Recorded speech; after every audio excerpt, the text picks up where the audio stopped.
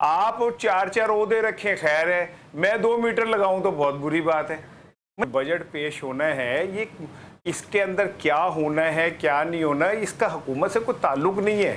अब हुकूमत ने भी तो बताना है कि हम हुकूमत हैं, कोई ज़रा शब शबा कोई ज़रा इस तरह की चीज़ें।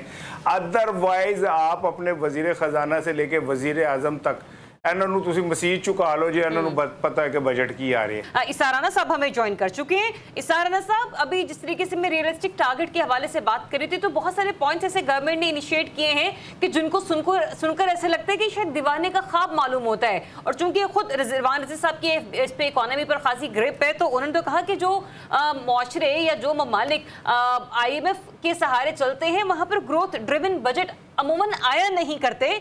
तो ये हुकूमत कौन से फार्मूलाज अप्लाई कर रही है और इस किस्म के अनरियलिस्टिक फिगर्स जो है वो आज के तरक्याती अहदाफ की मंजूरी में शामिल हुए?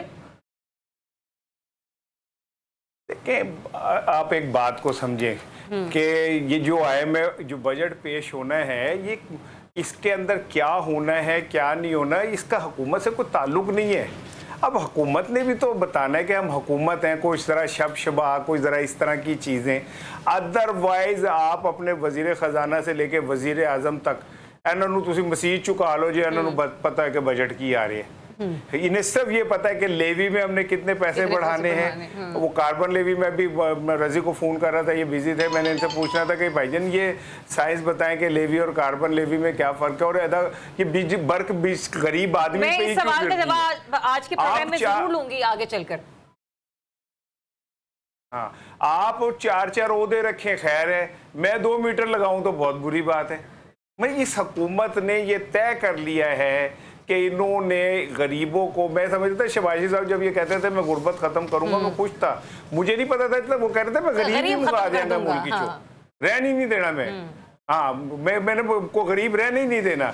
तो बात यह कि ये जो बजट मैं कसम ले लें, मैंने कतन एक लफ्ज भी नहीं पढ़ा कि जी क्या होने जा रहा है, क्योंकि ये मुझे ऐसा लगता है ये हमें बेवकूफ बना रहे हैं।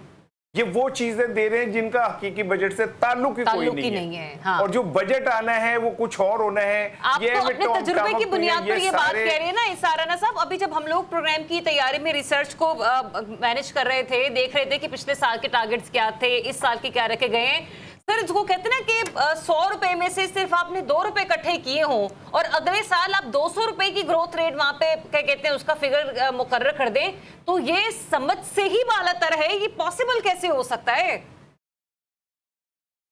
मैं ना बिल्कुल हट के एक बात कहूंगा, सिर्फ 1 मिनट में आपका लूंगा। जी जी। आप ना चले जाएं आज जानवर खरीदने के लिए, आपको समझ आ जाएगी कि हम कहाँ खड़े हुए हैं। वो मिडिल क्लास तबका जो कोई बकरा कोई बैल शैल ले लेता था, फिर वो अपने गरीब रिश्तेदारों में बांट देता, वो इस बार वो मिडिल क्लास इस काबिल ही नहीं रहा है कि वो ले सके। जी पता नहीं केड़े इशारिये ने ना कोल जेड़े बड़े हाई ते चले गए ने, वो केड़े बड़े अंधे को जाहिल किस्म के इदारे हैं जो कहते हैं कि पाकिस्तान मुआशी तरक्की कर रहा है। पाकिस्तान तो तबाह हो रहा है और इन लोगों के हाथ में तबाह हो रहा है, ये मिस्त्रियों के हाथ में तबाह हो रहा है। इन्होंने पाकिस्तान का बेड़ा गर्क कर दिया पकड़ के। अब हमारी औकात ये हो गई है कि IMF जो बजट हमें थैले में लिफाफे में बंद करके देगा वो हम लेंगे और वो एज इट इज पढ़ देंगे। अच्छा, इसमें भी तो बड़ा सर टाइम का ज़्यादा समझता हूं कि मैं बजट पे बात आ जाती है ना इसार राना साहब। IMF ने तो बहुत सारी चीजें इनको दुरुस्त करने को कहा, उसमें भी डंडी और लठ मार जाते हैं। उस पर आगे चलकर हम बात करेंगे। रिजवान रज़ी साहब भी सिलसिले में आगाह करेंगे।